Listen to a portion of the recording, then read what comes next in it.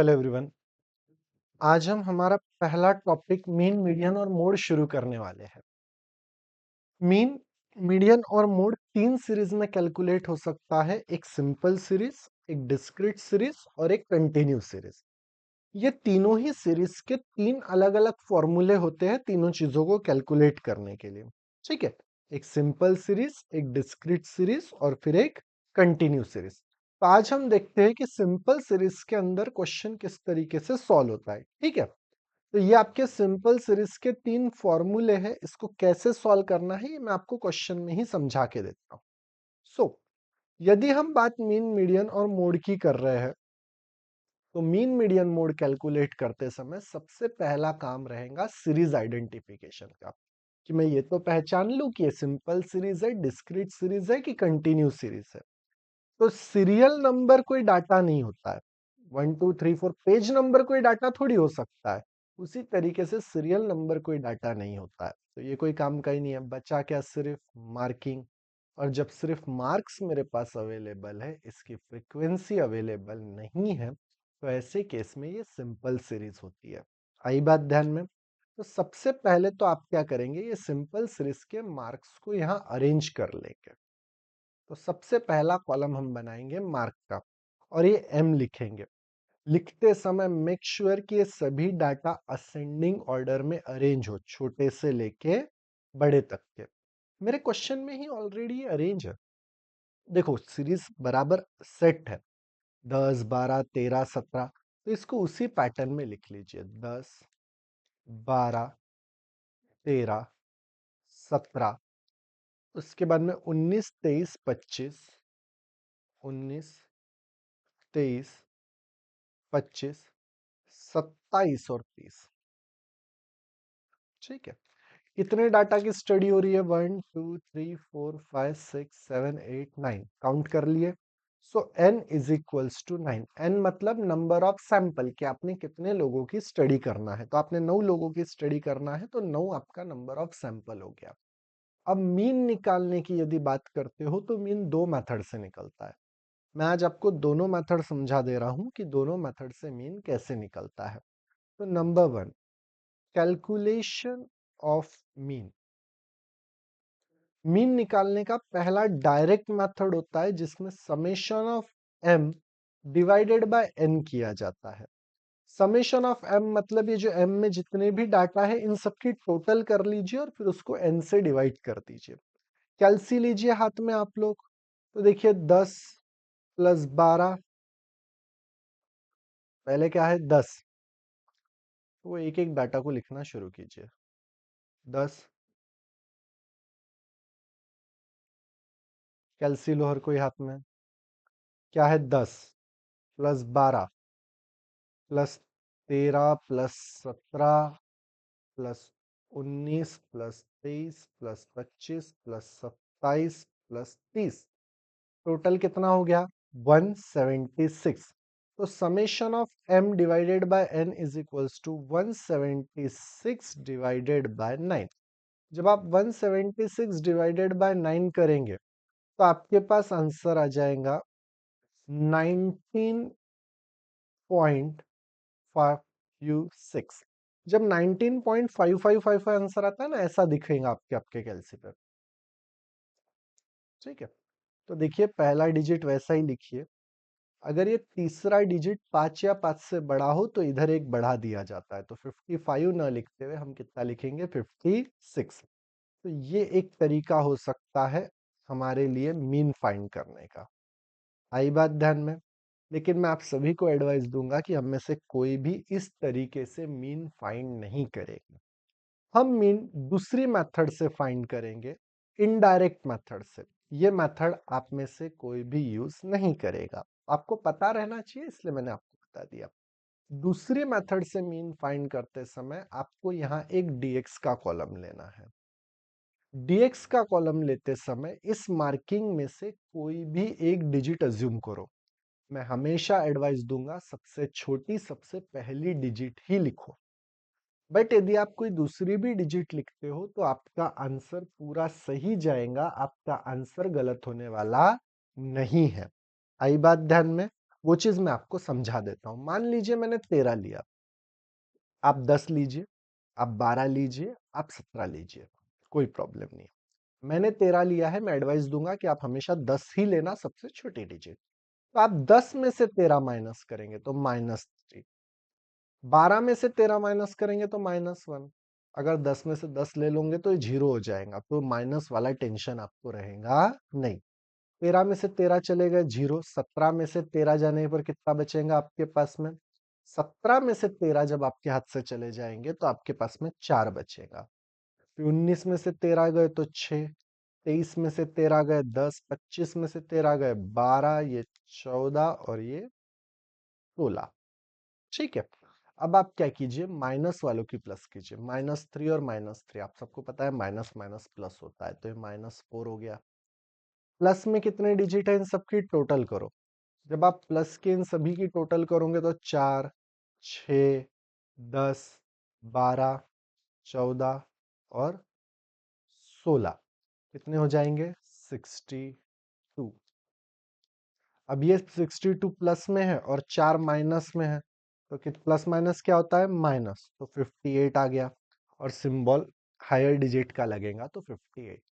अब आप कैलकुलेट कैसे करोगे वो सीखो, आपके काम का फॉर्मूला मैं आपको बता देता हूँ।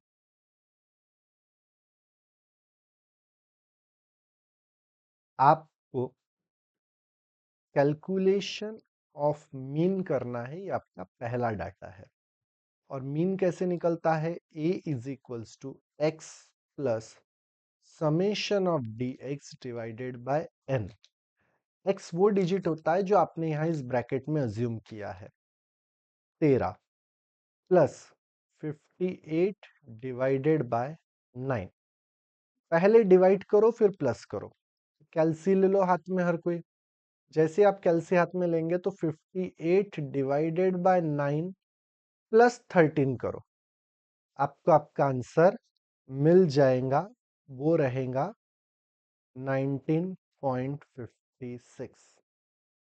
आप किसी भी डिजिट के साथ वो वैल्यूएशन सॉल्व कर लो, आपको आपका आंसर उतना ही मिलेगा। अच्छा, थोड़ा सा फर्क आ रहा है, तो वो फर्क इस कारण से है, देखो हमने लिखते समय एक डिजिट गलत लिखा।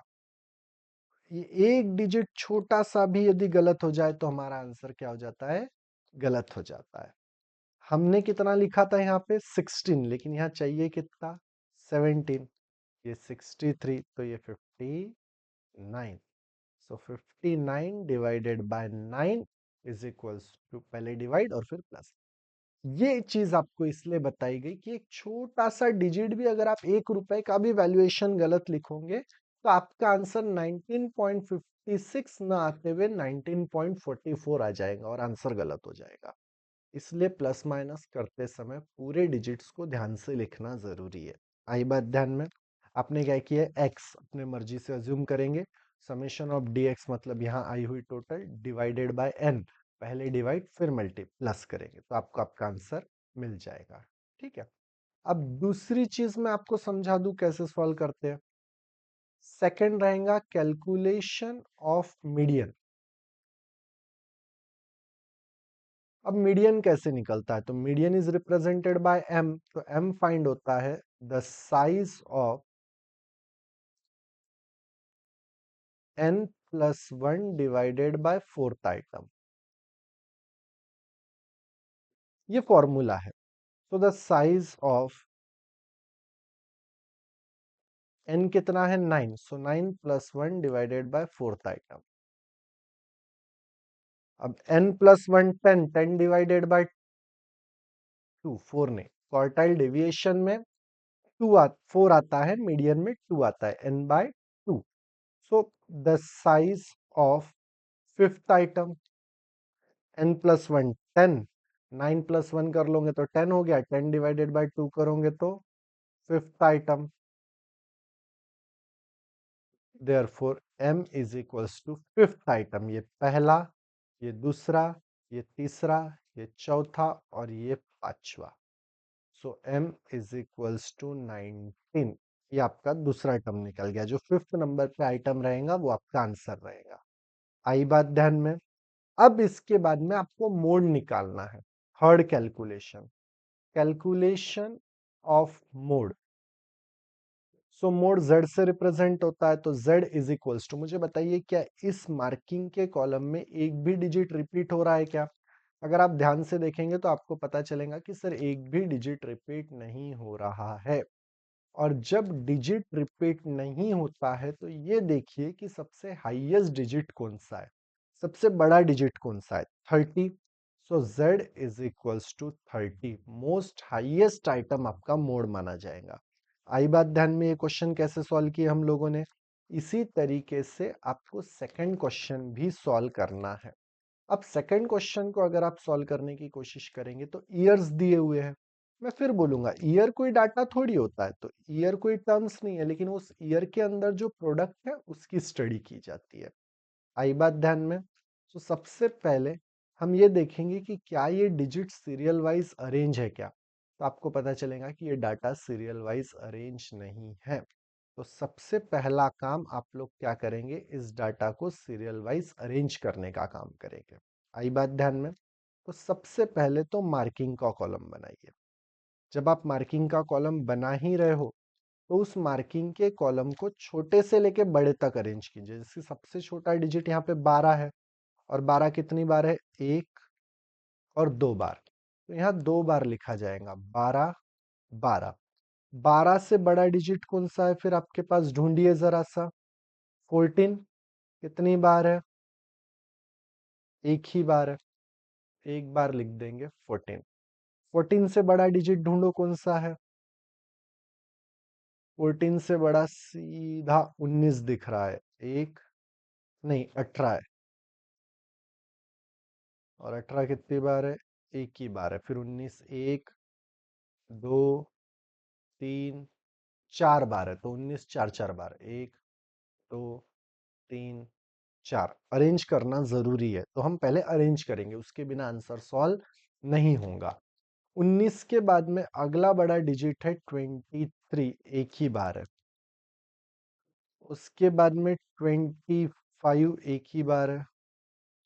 उसके बाद में 26, 27, 28 दो बार है, एक और दो, तो दो बार 28 लिखेंगे। अब इसको काउंट कर लो, एक दो तीन चार पाँच छ सात आठ नौ 10 11 12 13 14। एक डिजिट हाथ से छूट रहा है क्योंकि यहाँ 15 है, एक दो तीन चार पाँच छ सात आठ नौ 10 11 12 13 14 15। इस तरीके से गिनने पर आपको तुरंत पता चल जाएगा कि आपका एक डिजिट मिसिंग है, और ये वो डिजिट है जो कटा नहीं है, मतलब 17। आई बात ध्यान में? तो जब अब आप मार्किंग के नए फॉर्मेट में इसको सेटअप करेंगे तो पहले 12, फिर 12, 14, 17, 18, 19 चार बार है, तो एक दो तीन चार, 23, 25, 26, 27, 28 और 28। मैं साथ ही साथ आपको ये चीज बताते चल रहा हूं कि चीजों को क्रॉस चेक कैसे किया जाता है, ताकि हमारे पास डबल वेरिएशन का समय ना बचे, और ताकि हम डबल उस चीज को वेस्ट आउट ना कर सके, क्योंकि इतना टाइम हमारे पास नहीं रहने वाला है कि हम चीजों को सिंप्लीफाई कर सके। आई बात ध्यान में? तो इस तरीके से आपकी सीरीज बन के तैयार है। मार्किंग आप बना चुके हो। अब मार्किंग एक बार बना चुके हो तो फिर अगला कॉलम डीएक्स का लीजिए। डीएक्स में आप अपनी मर्जी से कोई भी डिजिट अज्यूम कर सकते हो। अगर हम सबसे छोटा डिजिट लेते हैं तो हमारे लिए कैलकुलेशन बड़ा आसान हो जाता है। 12 में से 12 गया जीरो, 12 में से 12 गया जीरो, 14 में से 12 चले गए तो दो, 7 में से दो गए तो पांच, तीन,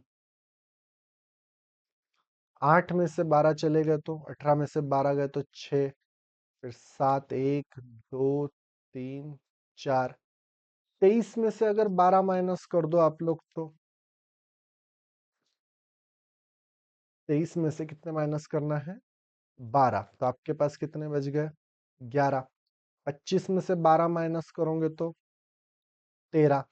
26 में से 12 माइनस करोगे तो 14। उसके बाद में 27 में से 12 माइनस करोगे तो 15। 28 में से 12 माइनस करोगे तो 16। 16 सारे डिजिट्स कैसे चल रहे हैं? पॉजिटिव चल रहे हैं। अब आपको क्या करना है, इन सभी की टोटल करना है। तो 2 plus 5 plus 6 plus 7 plus 7 plus 7 plus 7 4 बार है, plus 11 plus 13 plus 14 plus 15 plus 16 plus 16 कितना आ गया? 126। और जब आपका समेशन ऑफ dx 126 है तो आपको 126 डिवाइडेड बाय 15 करना पड़ेगा, तब जाके आपको आपका आंसर बड़ी ही आसानी से मिल जाएगा। तो सबसे पहला हम कैलकुलेशन ऑफ मीन करेंगे। So a is equals to x plus summation of dx divided by n। x कितना अज्यूम किया मैंने? 12। आप अपनी मर्जी से कोई भी डिजिट अज्यूम कर सकते हो। Plus 126 divided by n। n कितना है? नंबर ऑफ आइटम 15 है, इनको सीरियल नंबर में गिन लो। अब इसको पहले डिवाइड करो, मीन्स 126 डिवाइडेड बाय 15 प्लस 12, तो आपको आपका आंसर मिलेगा 20.4। ये आपका मीन है। आई बात ध्यान में, मीन कैसे निकलता है? दूसरा कैलकुलेशन है कैलकुलेशन ऑफ मोड। अब जब आप मोड को कैलकुलेट कर रहे हो तो मोड कैसे कैलकुलेट किया जाता है? m is equals to the size of n plus 1 divided by 2. So the size of n कितना है? 15 plus 1 divided by 2 item is equals to the size of 8th item. Therefore m is equals to 8वां item, 1 2 3 4 5 6 7 8, 8वां ही item चाहिए ना, 19। m is equals to 19। ये आपका दूसरा आंसर हो गया। तीसरी चीज जो आप कैलकुलेट करोगे वो रहेगा कैलकुलेशन ऑफ मोड। मोड के लिए मैंने क्या बोला? क्या कोई डिजिट रिपीट हो रहा है क्या? तो आपको पता चलेगा कि 28 और 19 रिपीट हो रहा है। तो 28 दो बार रिपीट हो रहा है, लेकिन 19 4 बार रिपीट हो रहा है। तो जो सबसे ज्यादा बार रिपीट होगा वो आपका आंसर रहेगा, mean z is equals to 19। आ गई बात ध्यान में? इस तरीके से आप मोड कैलकुलेट करेंगे इस क्वेश्चन का। नेक्स्ट क्वेश्चन का, नेक्स्ट क्वेश्चन का मीन आपका होमवर्क है। आप खुद सॉल्व करके एक बार देखिए, यदि आपका मीन नहीं आता है तो आप मुझे इन्फॉर्म कीजिए। मोड के लिए आपको ये देखना है कि सबसे ज्यादा बार रिपीट कौन हो रहा है। तो 1 2 3 4, यहाँ पे 14 4 बार आया है और बची हुई सभी डिजिट एक एक बार या दो दो बार ही आई है, मतलब 4 से कम आई है। तो मोड आपका निकल जाएगा 14।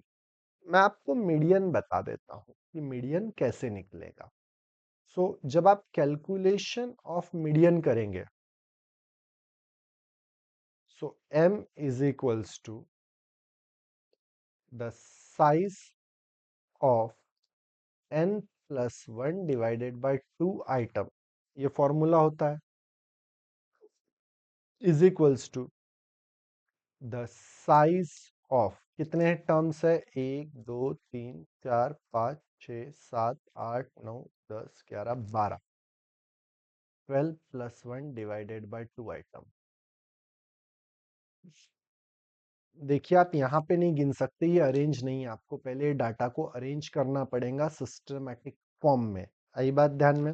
जब आप ये डाटा को अरेंज कर लोगे ना सिस्टमैटिक फॉर्म में, तभी मीडियन निकलेगा। So the size of 12 plus 1 13, 13 divided by 2 is equals to 6.5 item.